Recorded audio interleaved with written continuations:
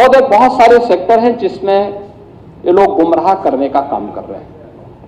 और मैं खासतौर पर इस बारे में कहना चाहूंगा कि संवैधानिक संस्थाओं के प्रति किस प्रकार का भाव इन लोगों का रहता है, ये मैं देख करके भौचक रहता हूं।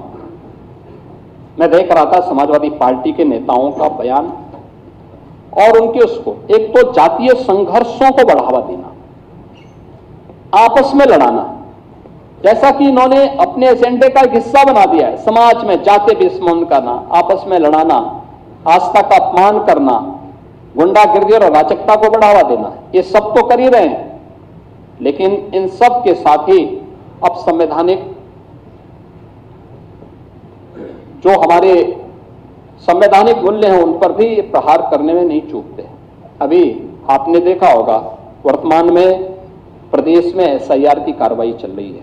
यह भारत निर्वाचन आयोग के द्वारा संपादित होता है।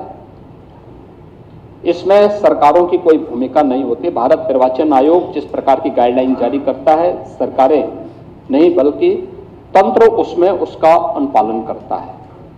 ये सरकार का पार्ट नहीं होता। लेकिन भारत निर्वाचन आयोग एसआईआर की कार्रवाई में ईएसडी में एब्सेंट, डेथ एंड शिफ्टिंग 2,88,00,000 से अधिक लोग या तो अनुपस्थित पाए गए या मृत पाए गए या फिर शिफ्टिंग है।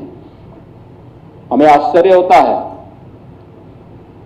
कि समाजवादी पार्टी का ये वोट, समाजवादी पार्टी इसको जबरदस्ती अपना वोट बैंक बना करके इनके नाम पे फर्जी पोलिंग करती थी और इसीलिए चिल्ला रही है कि फॉर्म 7 के नाम पर फर्जी काम हो रहा है। देखिए, तो व्यवस्था एक बनाई है भारत निर्वाचन आयोग ने कि फॉर्म 7 यानी 3 प्रकार के फॉर्म दिए गए। फॉर्म 6 नाम चढ़ाने का, फॉर्म 7 नाम काटने का और फॉर्म 8 कोई संशोधन प्रस्तुत करना है तो इन सबको लेकर। फॉर्म 6 हो, आपको प्रमाण देना पड़ेगा कि मैं यहां का मतदाता हूं। कोई नया मतदाता है, फॉर्म 6 भरेगा। फॉर्म 7 किसी को नाम कटवाना हो, किसी का नाम कटवाना हो, फॉर्म 7 आप भरिए। लेकिन अगर कोई व्यक्ति फॉर्म 7 भर रहा है तो जिसके नाम का भरा जा रहा है वह व्यक्ति, उसके लिए अगर वह व्यक्ति फिजिकली प्रेजेंट हो जाता है तो ये अपने आप फॉर्म कट जाता है। मैं नहीं समझ पा रहा हूं कि इसमें चिल्लाहट की कौन सी बात है और ये आरोप प्रत्यारोप की कौन सी बात है। और जिस तरीके से इनके पदाधिकारी और इनके कार्यकर्ता बीएलओज के साथ में इस पूरी प्रक्रिया के साथ जुड़े हुए लोगों के साथ दुर्व्यवहार कर रहे हैं, मारपीट कर रहे हैं, ये शोभा नहीं देता है। संवैधानिक संस्थाओं की अवहेलना है, उनका मजाक है, उनका अपमान है।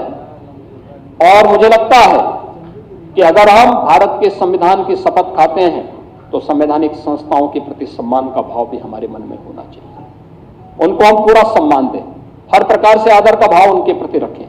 लेकिन ये नहीं हो सकता है कि अपने अनुरूप हम संवैधानिक संस्थाओं की परिभाषा करें और उनको गढ़ने का काम करें। ये कतई और किसी भी स्थिति में स्वीकार्य नहीं हो सकता है। और इसीलिए मैं समाजवादी पार्टी से कहूंगा, क्योंकि यहां पे विधान परिषद में मुख्य प्रतिपक्षी पार्टी के नाते उनको कम से कम कांग्रेस से सबक सीखना चाहिए। विधान परिषद तो कांग्रेस विहीन हो गया है।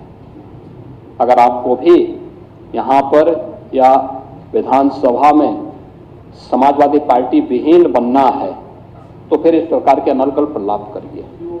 महापुरुषों का अपमान करने की जो प्रवृत्ति है संविधान पर उंगली उठा करके, इसको करिए। अन्यथा मेरा आप सबसे विनम्र आग्रह होगा कि कोई भी इस प्रकार का आचरण न करें जो समाज में विद्वेष की स्थिति पैदा करता हो।